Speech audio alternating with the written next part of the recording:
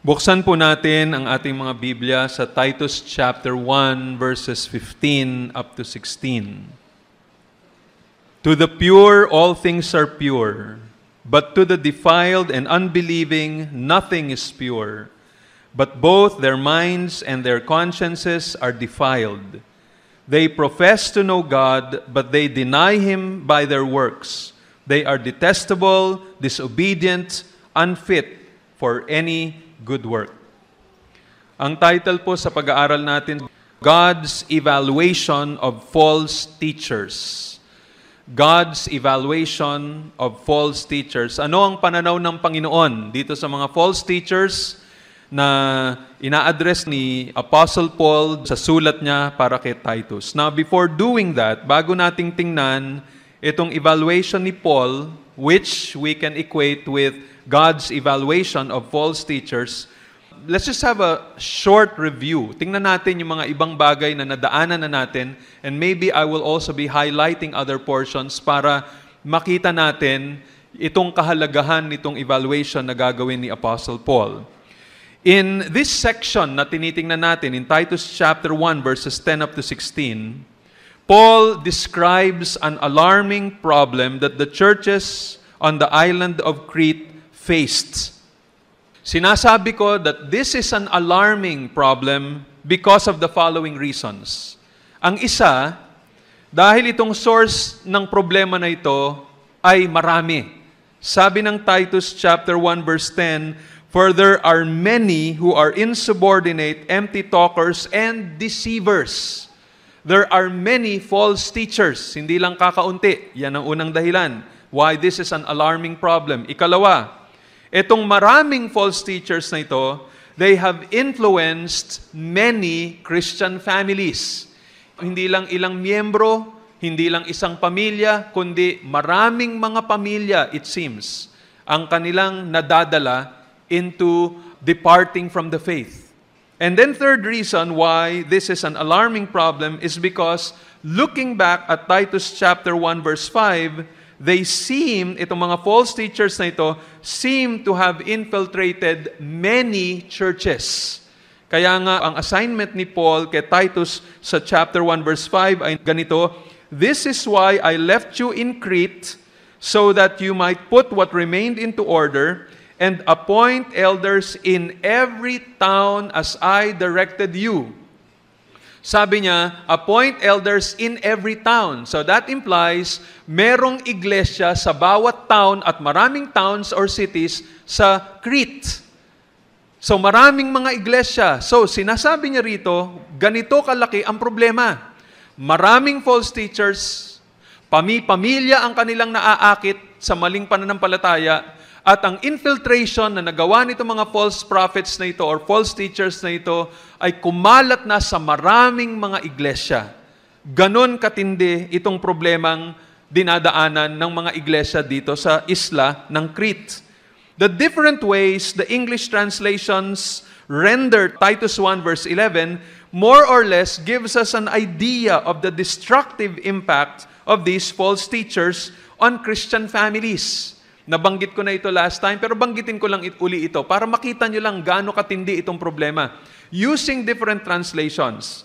Sabi, if I may put it together, nakalagay doon, they are upsetting whole families. That's ESV. But other translations say also, they are mentally distressing and subverting whole families. They mislead, they are ruining, they are turning whole families away from the truth. They are overthrowing the faith of whole families. Ganyan katindi yung problemang dinadaanan ng mga iglesia dito sa Crete. Such was the influence of these false teachers that Paul instructed Titus to appoint elders in every town to address this. The men to be appointed as elders had to meet certain qualifications so that they can effectively silence and rebuke the false teachers. Hindi pwedeng kung sino-sino lang ang i-install o i-appoint ng mga leaders ng iglesia. Napakabigat ng problema. Napakahirap itong sitwasyong ito. Napakagaling manlinlang itong mga false teachers. Napaka-convincing yung kanilang mga doktrina. And there is a need na itong mga mariraise up o i-appoint ng mga elders, they must not only be spiritual and having nobility of character at maayos yung kanilang pamilya. According to Paul in Titus chapter 1 verse 9, they must also hold firm to the trustworthy word as taught, so that they may be able to give instruction in sound doctrine and also to rebuke those who contradict it. Ganyan ang kailangang mga leaders dahil sa laki ng problemang hinaharap nila. Now, based on the data we have in Paul's letter to Titus, the false teachers promoted teachings that included at least 3 aspects. Tingnan natin for a moment itong 3 bagay na ito para ma-appreciate natin mamaya yung evaluation ng Panginoong Diyos patungkol sa mga false teachers na ito. Tingnan ninyo, itong mga bagay na sasabihin ko is based on what we find in chapter 1 and verse 14. Basahin lang natin ito. Sabi ni Apostle Paul, not devoting themselves to Jewish myths and the commands of people who turn away from the truth. On the basis of this passage, I'd like to suggest na at least merong 3 bagay na pinapakita rito regarding the false teachings nitong mga false teachers dito. One is, it includes Jewish myths. Ikalawa, it includes commands of men. At ikatlo, it includes departure from the truth. Okay, now, on the basis of that, pagkatapos i-expose ni Paul ang evil character nitong mga false teachers, ang kanilang erroneous teachings, at saka yung devastating influence nitong mga false teachers na ito, anong ginawa ni Paul? He now gives a God-inspired evaluation of them. Here in verses 15 and 16. Yan ngayon ang tututukan natin. Titingnan natin, ano ang pananaw ni Paul? But because Paul was writing in the inspiration of the Spirit of God, we can say that the evaluation of Paul is the evaluation of God. Ito ang pananaw ng Panginoong Diyos. Dito sa mga false teachers na ito, nadala-dala itong mga false teachings na nabanggit ko. Okay. Ano ang mga divinely inspired evaluations ni Apostle Paul patungkol dito sa mga false teachers na ito? May 5 tayong titingnan ngayon. Well, 1, God's evaluation of their character. Ikalawa, God's evaluation of the way they look at things. Third, God's evaluation of their inner lives. Fourth, God's evaluation of their profession. And finally, God's evaluation of their outer lives. So, tingnan natin isa-isa. Una, God's evaluation of their character. Ano ang pananaw ng Panginoong Diyos sa character nitong mga false teachers in teaching itong falsehood na nabanggit ko kanina? Well, God's evaluation of their character can be put into 3 aspects. They are not pure, number 1. They are defiled, number 2. And they are unbelieving, number 3. Yan ang evaluation ng Panginoon Diyos sa kanilang character. They are impure, they are defiled, they are unbelieving. Now, tingnan ninyo kung ano sabi ni Paul dito sa Titus chapter 1 and look at verse 15. Sabi niya dito, to the pure, all things are pure, but to the defiled and unbelieving, nothing is pure. Kaya meron tayong 3 bagay na makikita dyan. Ang pananaw ni Pablo o pananaw ng Panginoon Diyos sa kanila, they are not pure, they are defiled, they are unbelieving. Now, una tingnan natin, what did the apostle mean when he said pure? Well, the word pure here in this context refers to Christians who have been purified or cleansed from their sins by believing in the substitutionary and atoning sacrifice of Christ. They are not relying on their own merits, rituals, such as eating or not eating of certain kinds of foods for justification or sanctification. Hindi sila nagtitiwala doon. And in contrast to them, the false teachers, ano naman ang kanilang paniwala? They rely in external observances, rituals, and their ability to fulfill their lists of do's and don'ts for salvation. And thus, they remain in their sins and they are not pure. So yun ang ibig sabihin na sila ay impure. Akala nila, because of their rituals, sila ay napatawad sa kanilang mga kasalanan. Akala nila, dahil sila lumuhod, nung sila nagpe-pray, simula sa pintuan ng simbahan, hanggang dun sa altar, hanggang sa nagdugo yung kanilang mga tuhod, akala nila, nako, siguro ang Diyos natutuwa na sa akin, hinugasan na niya ang aking mga kasalanan dahil dito sa sakripisyo ko. Akala nila na dahil pagdating nitong Good Friday na ito, ay binalutan nila yung kanilang mga ulo ng sako, tapos naghubad sila sa taas na bahagi ng kanilang katawan at pinagpapapalo nila yung kanilang likod hanggang sa nagdugo. Akala nila dahil naglakad silang nakapaa sa init ng araw, sa isang aspalto na kalye o kung saan man lugar, akala nila nahugasan na yung kanilang mga kasalanan. They are already pure. But they were not. They remain impure. They remain in their sins. Because that is not the way to bring purity of heart. The only way your conscience or your sins can be cleansed is by faith in Jesus Christ. It is in His blood, not yung dugo ng taong nagpapalo ng kanyang sarili. Kailangan dugo ni Kristo ang maghugas. Kailangan sakripisyo ni Kristo, hindi sakripisyo ng tao. At yan ang problema dito sa mga false teachers. Kaya yan ang evaluation ng Panginoong Diyos sa kanila. They're not yet pure. They remain impure. Pangalawa, they are defiled. Mas mabigat na salita ito. The word defiled comes from a Greek word that can also mean polluted, corrupted, defiled, or contaminated with sins. Yan ang kanilang sitwasyon. Hindi lang sila impure na minsan parang hindi pa ganun kadumi pagka iniisip natin. Pero pag sinabi mo ng defiled, pag ginamitan mo na ng terms na tulad ng polluted, corrupted, contaminated with sins, parang lalo siyang dumudumi. Pumapangit ang kanyang itsura. Hindi lang itong mga false teachers born defiled because of their sinful nature, pero habang sila'y lumalaki, dinadagdagan pa nila yung kanilang defilement because of their actual sins, and because they are relying on merits, rituals, sacrifices to cleanse, which is contrary to the will of God, lalo pang nako-confirm yung kanilang defilement. And so this is what the Apostle Paul is trying to say here. Dagdag pa ng kanilang description, ng kanilang character, they are unbelieving. Akala nila, they were already believers. Akala nila, because they had faith, they believed na pag sila ay nagsakripisyo, pag merong pagdurugo ng kanilang katawan, pag meron silang ginawang kabutihan, sila ay maliligtas, they are trusting in that. They're trusting in their efforts. They're trusting in their ability to obey their lists of do's and don'ts.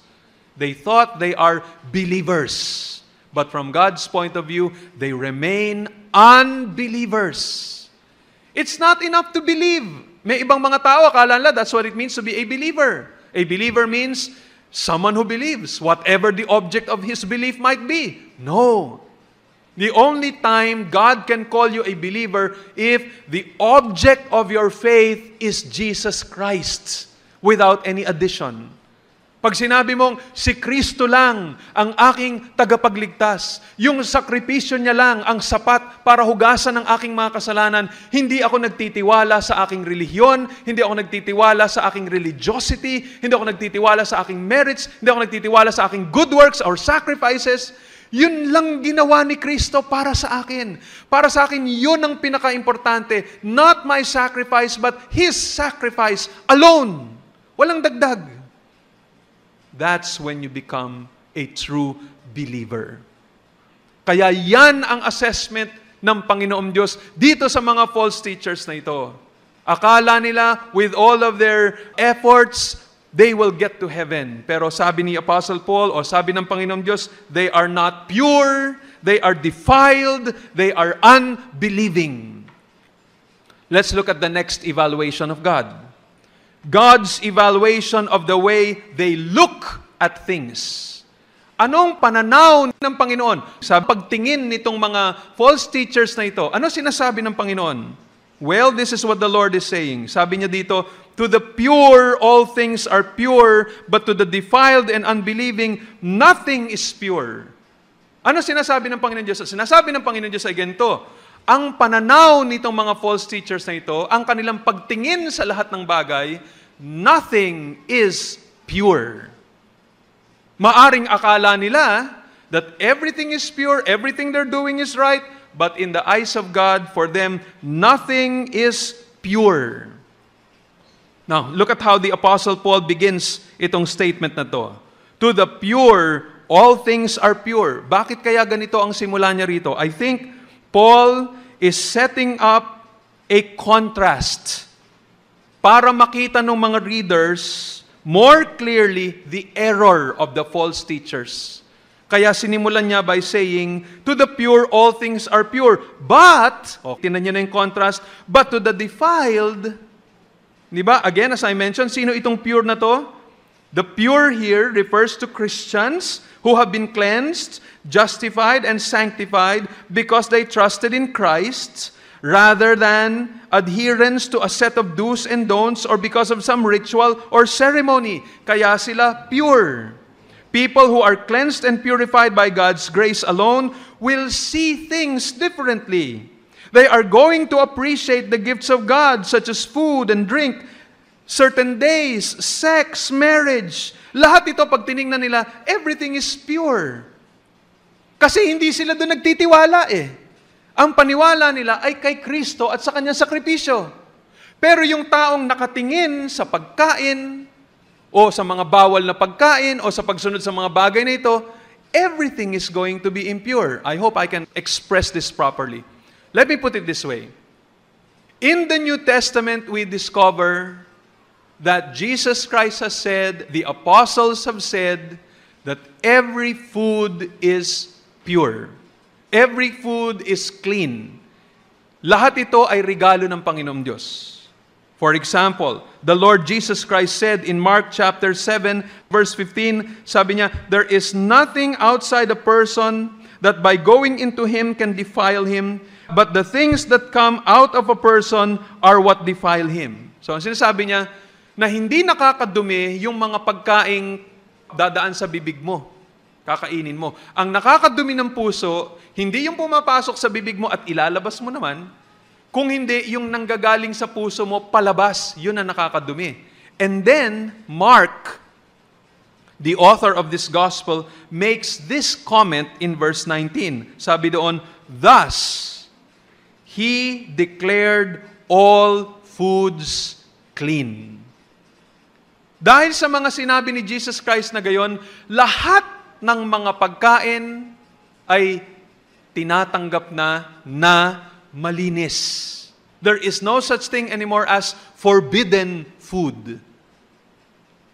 Paul reiterated this in Romans chapter 14, verse 14. Sabi niya, I know and am persuaded in the Lord Jesus that nothing is unclean in itself, but it is unclean for anyone who thinks it unclean. Sabi niya sa verse 20, everything is indeed clean when he was referring to food. Lahat ito malinis na. Dati, para sa mga Hudyo, madumi ang baboy.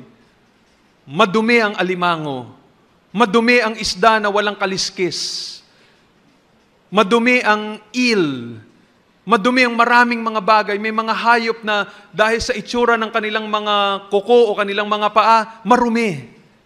Pero sabi ni Jesus Christ sa kanyang sinabi rito, wala nang marumi pagdating sa pagkain. Now, we're not talking of siguro from a hygienic point of view or sanitary point of view. Ang pinag-uusapan natin is from a religious point of view.